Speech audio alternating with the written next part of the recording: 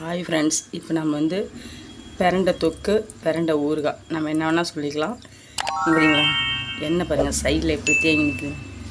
அந்த அளவுக்கு நம்ம செஞ்சு எடுத்து வச்சுட்டோமா ஒரு மாதத்துக்கானாலும் கெட்டு போகாது. பாருங்கள் என்ன எப்படி தேங்கி நிற்குது.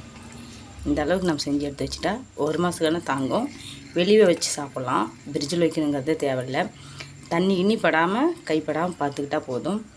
இது எப்படி செய்கிறன்னு நம்ம வீடியோக்கள் போய் பார்க்கலாம். ஆனால் செம்ம டேஸ்ட்டு. இது ஏன் கருப்பாக இருக்குதுன்னு பார்த்தீங்கன்னா, கருப்பு உளுந்து போட்டிருக்கேன், அதனால் கருப்பாக இருக்குது. நம்ம போய் வீடியோக்குள்ளே போய் பார்க்கலாம்.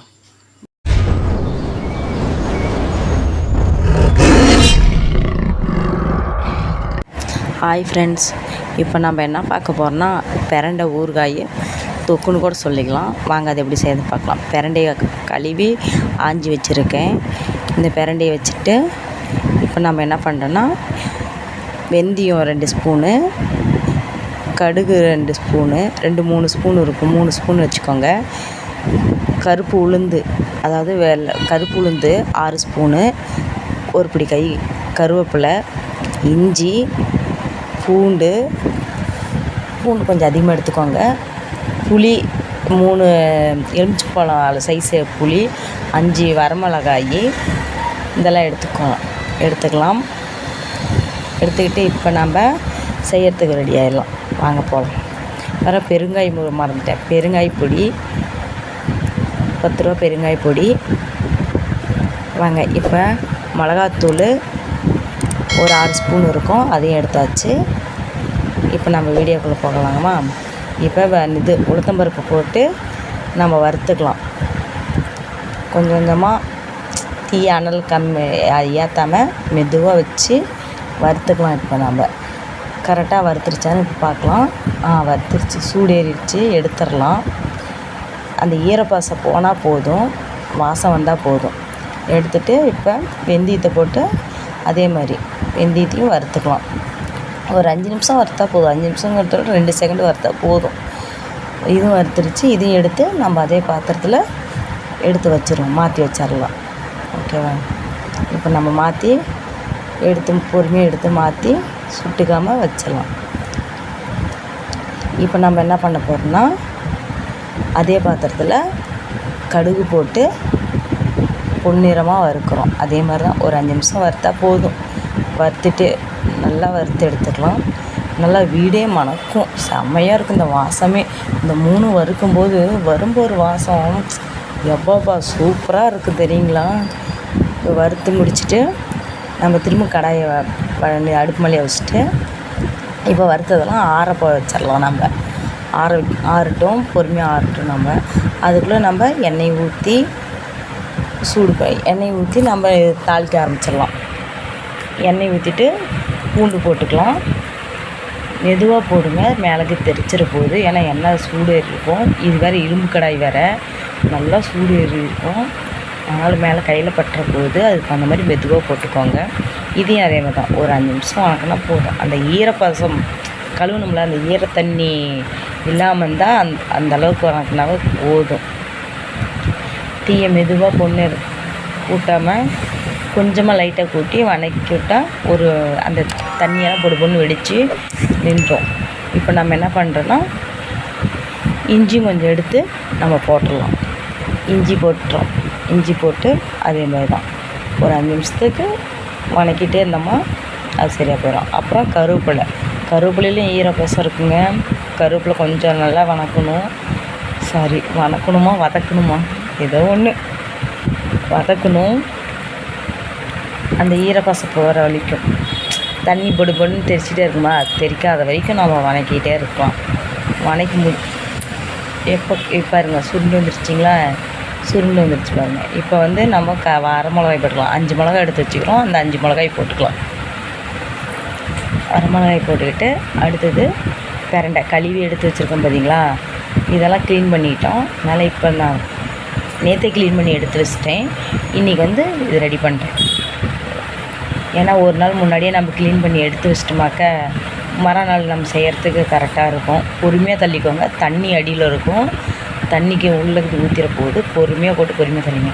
ஏன் கரண்டியில் தள்ளுறோன்னா, சாமி பிச்சுக்குது, கையெல்லாம் அரிக்குது. அந்த அரிப்பு இருக்குது பாரு, என்னால் முடியல. கழுவும்போதும் அரிக்குது, அது தொட்டாவே அரிக்குது. அதனால தான் இந்த இது சத்தான பொருளாட்டங்குது. போட்டு மெதுவாக எடுத்து வச்சுட்டு பார்த்திங்கன்னா எவ்வளோ தண்ணி இருந்துச்சுன்னு தடத்தில் நான் அப்படியே கொட்டியிருந்தேன், தண்ணியோடு அப்படியே சொலக்குன்னு கொட்டியிருப்பேன். அதே பெரிய வேலையாக இருக்கும். இப்போ மெதுவாக கிண்டி விட்டுக்கலாம். சும்மா எல்லா பக்கமும் சும்மா இப்படி கிண்டுறதுக்கு எல்லா பக்கமும் 4 பக்கமும் கலந்து வர்ற மாதிரி நாம் பரட்டி கிண்டி இப்போ ஓரளவுக்கு இதாகிடுச்சா. இது பாருங்கள் இன்னும் கொஞ்சம். இப்போ பார்த்திங்களா நல்லா வணங்கிடுச்சு. எண்ணெய் பத்தலை, அதுக்குனால கொஞ்சோண்டு எண்ணெய் ஊற்றிக்கிறேன். நீங்களும் எண்ணெய் பத்தலைன்னா கொஞ்சம் எண்ணெய் ஊற்றிக்கோங்க, அதெல்லாம் தப்பே கிடையாது. நல்லா கிண்டி வணக்கி விட்டிங்களா சுண்டி வந்துடும். அந்த டைமில் நம்ம புளி எடுத்து வச்சோம் பார்த்திங்களா, அந்த புளியை பிச்சு சின்னதாக பிரித்து போட்டுக்கலாம். ஏன்னா அப்போ தான் அது எண்ணெயில் வணங்குச்சுன்னா அந்த புளியிலையும் ஈரப்பசம் இருக்குது. அந்த ஈரப்பசத்தினால இந்த பொருள் கெட்டு போகக்கூடாது, தொக்கு கெட்டு போயிடக்கூடாது இல்லையா. அதனால் பிச்சு போட்டு நல்லா பொன்னீர் எப்படின்னா நல்லா சுண்டை நல்லா மணமாக இருக்கும். வீடியோ ஃபுல்லாக மணமாக இருக்கும். அந்த அளவுக்கு செம்மையாக இருக்கும். வறுத்து வச்சுக்கலாம். இப்போ நம்ம அடுப்பை வச்சுட்டு அதை எடுத்து நம்ம அரைச்சிட்டோம். அதை நான் வீடியோ எடுக்க மறந்துட்டேன். கொஞ்சம் எண்ணெய் ஊற்றிக்கலாம். எண்ணெய் ஊற்றிக்கிட்டு கடுகு கொஞ்சம் போட்டுக்கலாம். கடுகு போட்டு கொஞ்சம் பொரிஞ்சு வரட்டும், வெயிட் பண்ணலாம். பொரிஞ்சு அந்த பிற்பாடு இப்போ பொரிஞ்சிருச்சு. இப்போ எடுத்து வச்ச தனி மிளகாத்தூள் எடுத்து கொட்டிக்கலாம். எடுத்து கொட்டிட்டு இது நல்லா கொஞ்சம் ஒரு 2 செகண்டு ரொம்ப இது பண்ணிங்களா அது தீய வாசம் வந்துடும், தீஞ்சு போயிடும், கருப்பாயிடும். அது ஆகக்கூடாது. அதனால் கொஞ்சம் லைட்டாக அந்த வாசம் மிளகாய் வாசம் போயிடுச்சுன்னா போதும். போனதுமே நல்லா பார்த்துக்கோங்க, பொறுமையாக பார்த்து அந்த மசாலா இதை போடுங்க. சுண்டை வச்சுருந்தோம்ல, வணக்கி எடுத்து வச்சுருந்தோம்ல, அதை அரைச்சி எடுத்த பொறுமையாக போடுங்க. மேலே தெரிச்சிரு போகுது. இதுதான் மெயினான இடமே. தெரிச்சிருச்சு கையெல்லாம் கொப்பளமாக. பொறுமையாக போட்டு பொறுமையாக இது பண்ணுங்க தயவு செஞ்சு. இப்போ நல்லா கிண்டி விட்டு நல்லா இது பண்ணிக்கலாம். நல்லா கிண்டி விடலாம். எப்படின்னா அது கலந்த எண்ணெயோட அது எண்ணெய் சுற்றி இருக்குது பார்த்திங்களா, இந்த எண்ணெய் சுற்றி இருக்கக்கூடாது. அதெல்லாம் கலந்து எண்ணெய் அந்த மசாலா எல்லாம் கலந்து பிரண்டை சட்னி எல்லாம் கலந்து அரைச்சதெல்லாம் கலந்து நம்ம கரெக்டாக வர வரைக்கும் அதை நம்ம நல்லா கிண்டி விட்டுருணும். கிண்டி விட்டுகிட்டே இருக்கணும். கிண்டி விட்ட பிற்பாடு தேவையான உப்பு, உங்களுக்கு எவ்வளோ டேஸ்ட்டு தேவையோ அவ்வளோ தேவையான உப்பு போட்டுக்கலாம். எனக்கு இன்னும் கூடுதலாக வேணும், கொஞ்சம் உப்பு போட்டுக்கலாம். உப்பு போட்டு கிண்டி பார்த்துட்டு காரம் உப்பு கரெக்டாக இருக்கா இல்லையான்னு பாருங்கள். பார்த்துட்டு உங்களுக்கு தேவையான போது போட்டுக்கோங்க. எனக்கு இதே கரெக்டாக இருக்கும், அதனால் எனக்கு தேவையானது நான் உப்பு போட்டுக்கிட்டேன். உப்பு போட்டு கொஞ்ச நேரம் கிண்டி விட்டு இப்போ கொஞ்சம் சுண்டி வந்துருச்சு. ஆனால் இப்போ மட்டும் கை விட்டுறவே கூடாது, விட்டுட்டா தீஞ்சு போயிடும், அடி பிடிச்சிக்கும். ஏன்னா இஞ்சி பூண்டு போட்டிருக்கோம் இல்லையா, அதனால் அடி பிடிக்கும். நம்ம கரெக்டாக கிளறி விட்டுக்கிட்டே இருக்கணும். பக்கத்தால் இருந்து அதை கிண்டி விட்டுக்கிட்டே இருக்கணும். பாருங்கள் அடி பிடிக்குது பார்த்திங்களா, கொஞ்சம் ஏமாந்துருந்தோம் அடி பிடிச்சிக்கும். இப்போ பாருங்கள் எண்ணெய் பிரிஞ்சு வந்துச்சு பார்த்திங்களா, நல்லா பாருங்கள் எண்ணெய் பாருங்கள் நல்லா பிரிஞ்சு கொதிக்குது பாருங்கள். எண்ணெய் தனியாக மேலே மிதங்குது பாருங்கள் எண்ணெயெல்லாம். இந்த சமயத்தில் நம்ம ஃபஸ்ட்டு அரைச்சி வச்சோம் தெரியுங்களா, இது கடுகு வெந்தயம் உளுத்தம்பருப்பு இதெல்லாம் பொடி செஞ்சு வச்சுருக்கோம்.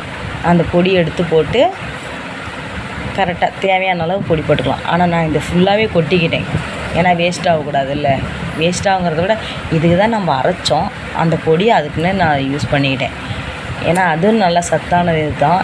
நீங்கள் கொஞ்சமாக பொடி போட்டுக்கிட்டு கசக்குதா சிறுகசப்பு அடிக்குதா இல்லையான்னு பார்த்துட்டு அதுக்கப்புறம் ஃபுல்லாக சேர்த்திக்கோங்க. ஏன்னா சில டைமில் சிறுகசப்பு அடிக்கும், அதிகமாகி போச்சுன்னா சிறுகசப்பு அடிக்கும்.